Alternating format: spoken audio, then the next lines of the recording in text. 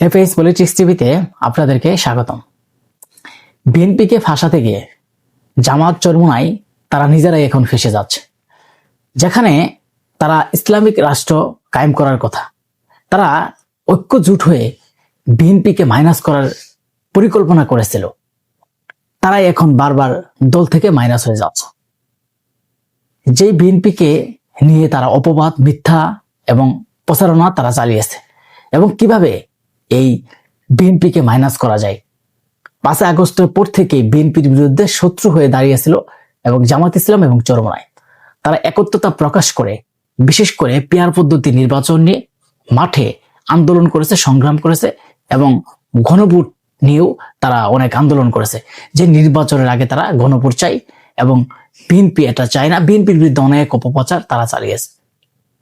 এখন বারবার যখন বিএনপির বিরুদ্ধে তারা অপপ্রচার চালাচ্ছে এবং বিএনপিকে মাইনাস করার চেষ্টা করেছে, কিন্তু এখন তারাই দল থেকে ছিটকে পড়ে যাচ্ছে।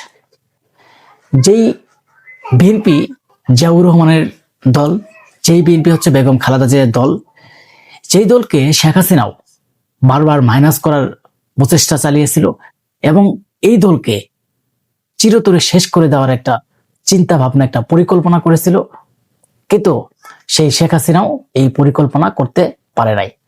শেখ হাসিনাও ব্যর্থ হয়েছিল, যে মাইনাস করতে পারে নাই।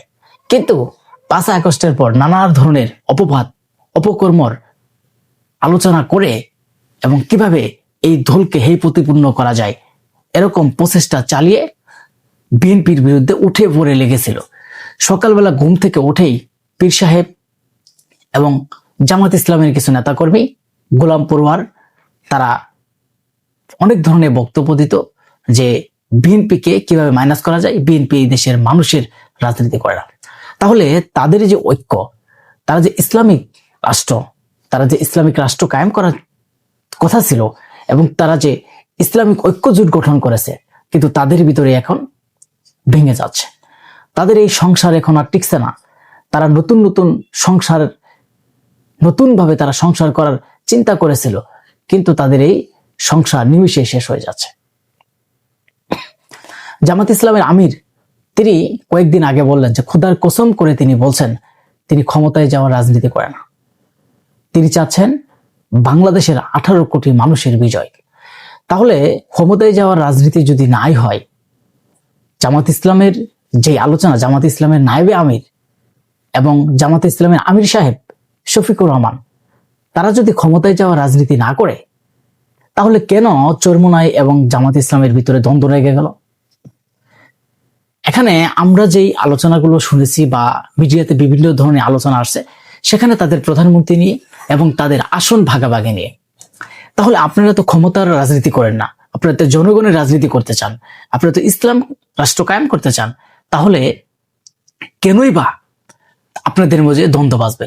আপনারা তো দুটাই ইসলামিক দল, হতে পারে দুইটার মতো ভিন্ন পার্থক্য এবং দলের আদর্শ নীতি ভিন্ন ধরনের, কিন্তু আপনাদের ইসলাম, যে ইসলামিক ঐক্য, যে ইসলামিক প্রতিষ্ঠা করার একটা চিন্তা ছিল, কিন্তু আপনারা এখন আলাদা হয়ে যাচ্ছেন, আপনারা ভেঙ্গে চুরে খান হয়ে যাচ্ছেন। এই যে আপনাদের প্রচেষ্টা, আপনাদের ব্যর্থতা, বারবার আপনারা ব্যর্থ হয়ে যাচ্ছেন। এবং কি ইসলামিক আন্দোলন তারা এককভাবে নির্বাচন করার ঘোষণা দিয়েছে। জামাত ইসলাম বলছে তাদেরকে আবারও সময় দেওয়া হবে, তারা যদি তাদের দলে ফিরে, এরকম তারা আশা ব্যক্ত করেছেন। কিন্তু সেই আশার কথা না মেনে চরমোনাই পীর সাহেব এককভাবে তারা নির্বাচন করবে। তারা বলছে যে জামাত তারা অনুযায়ী দেশ চালাতে চায় না এবং তারা ক্ষমতায় গেলে ইসলাম রাষ্ট্র কায়েম হবে না এবং তারা ক্ষমতা লোভী হয়ে গেছে। এবং তাদের ওখানে বেপরদায় এক নারী বসে তারা সেখানে মিডিয়াতে সংবাদ সম্মেলন করে। এটা একটা ইসলামিক দল হিসেবে কিভাবে করে?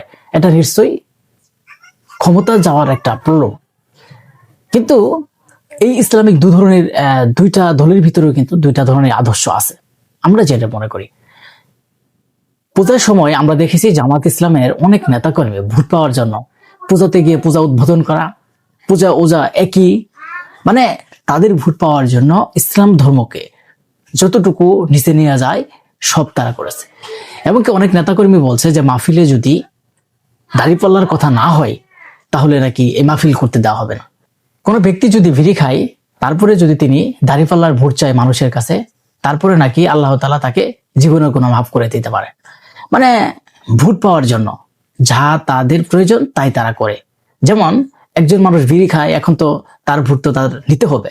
এখন যেই কৌশলী হোক, তারা এ ধরনের কৌশল মানুষের কাছে সামনে এনে তারা সেই ভোটগুলো পাওয়ার একটা প্রচেষ্টা চালায়।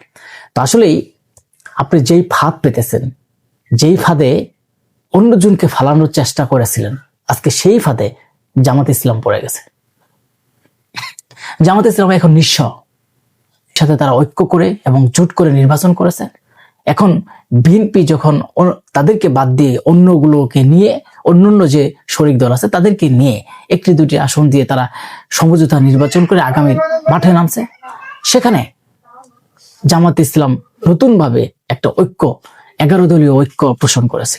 ইসলাম যেই 11 দলীয় জোট গঠন করার প্রচেষ্টা চালিয়েছিল, তারা নিমিষে ব্যর্থ হয়ে গেল। চরমোনাই তাগেরও এখান থেকে যাওয়ার পর তাদের এখানেও একটা দুর্বলতা সৃষ্টি হয়েছে। তারা তাদের ভিতরেও একটা মনোমালিন্য, বিশেষ করে আসন নিয়ে। কারণ জামাত ইসলামের পরেই ইসলামিক দলের ভিতরে একটা শক্ত অবস্থান তৈরি করেছে ইসলামিক আন্দোলন।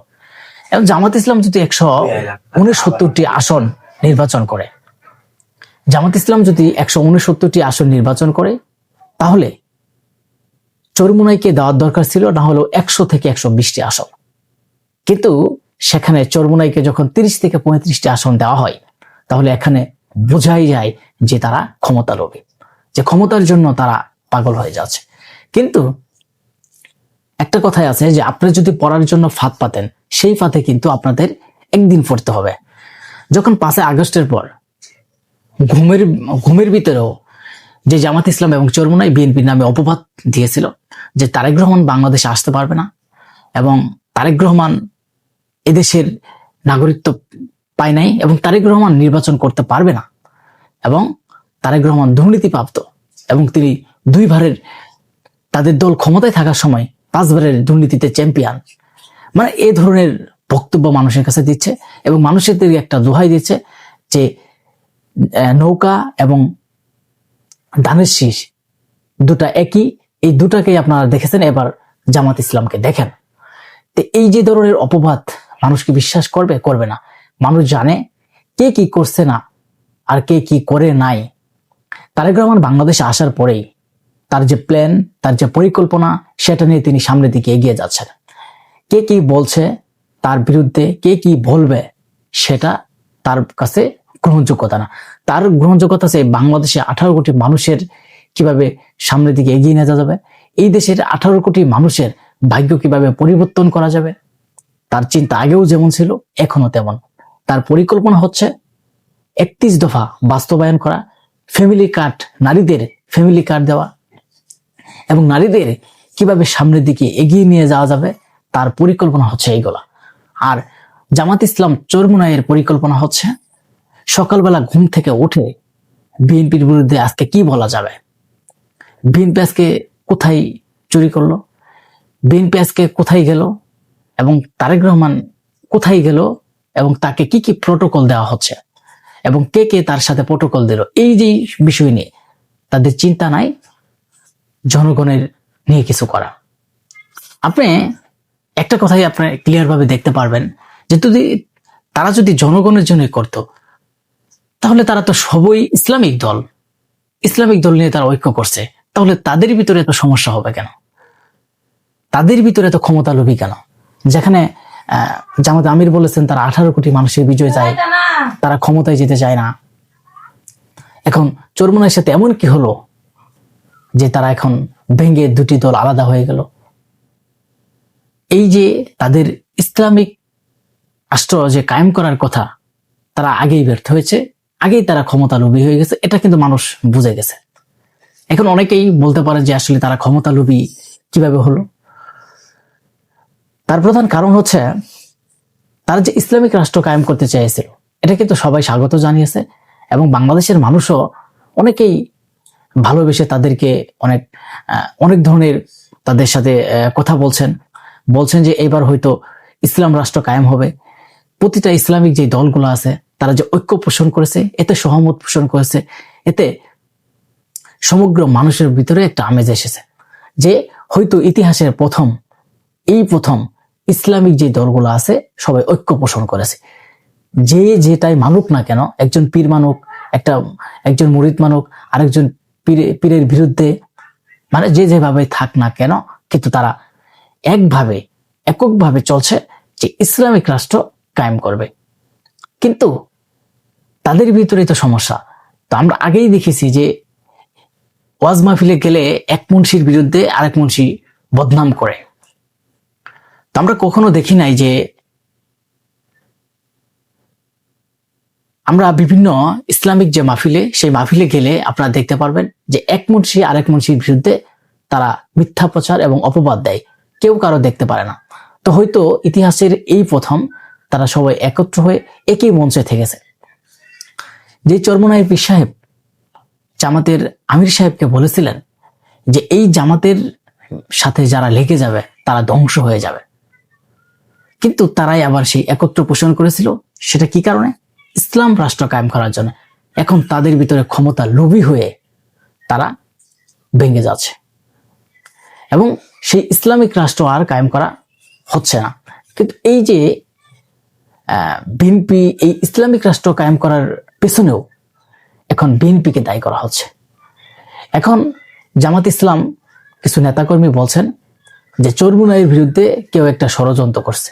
তার মানে জামাত ইসলামের যারা বিশ্লেষক আছেন তারা একটা ছবি নিয়ে সবসময় ট্রল করছেন। সেটা আমরা দেখতে পাচ্ছি যে খালেদা জিয়া মারা যাওয়ার পর শোক সভায়, সেখানে শোক জানাতে চরমোনাই পীর সাহেব গিয়েছিলেন।